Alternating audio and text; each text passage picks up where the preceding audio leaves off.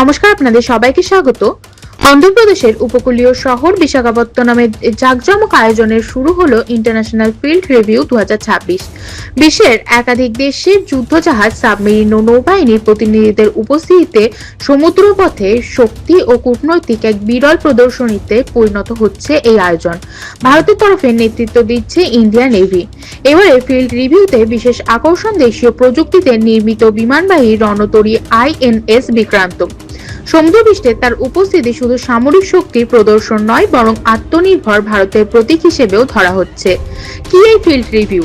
Field review হলো এমন এক আন্তর্জাতিক নৌ সম্মেলন যেখানে অংশগ্রহণকারী দেশগুলি নিজেদের সামুদ্রিক শক্তি, প্রযুক্তিগত অগ্রগতি এবং প্রতিরক্ষা সক্ষমতা তুলে ধরে। রাষ্ট্রপ্রধান বা উচ্চপদস্থ প্রতিনিধি সমুদ্রপথে সাজানো যুদ্ধজাহাজের সারি প্রদর্শন করেন। এর মাধ্যমে পারস্পরিক সহযোগিতা, সামুদ্রিক নিরাপত্তা এবং কৌশলগত সম্পর্ক আরো মজবুত হয়। কৌশলগত গুরুত্ব: ভারত মহাসাগরীয় অঞ্চলে নিরাপত্তা ও স্থিতিশীলতা রক্ষায় ভারতের ভূমিকা ক্রমশ গুরুত্বপূর্ণ হয়ে উঠছে। বিশেষজ্ঞদের মতে এই ধরনের আন্তর্জাতিক নৌ প্রদর্শনী একদিকে যেমন সামরিক সক্ষমতার বার্তা দেয়, অন্যদিকে তেমন কূটনৈতিক সম্পর্ক জোরদার করার ক্ষেত্রেও বড় ভূমিকা নেয়। প্রতিরক্ষা মন্ত্রণালয় জানিয়েছেন, এই আয়োজনের মাধ্যমে সাগর নীতির প্রতিফলন ঘটেছে।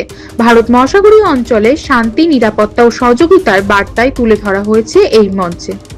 সাধারণ মানুষের আগ্রহ: বিশাখাপত্তনমের সমুদ্র তটে হাজার হাজার মানুষ ভিড় জমিয়েছে এই বিরল দৃশ্য দেখার জন্য।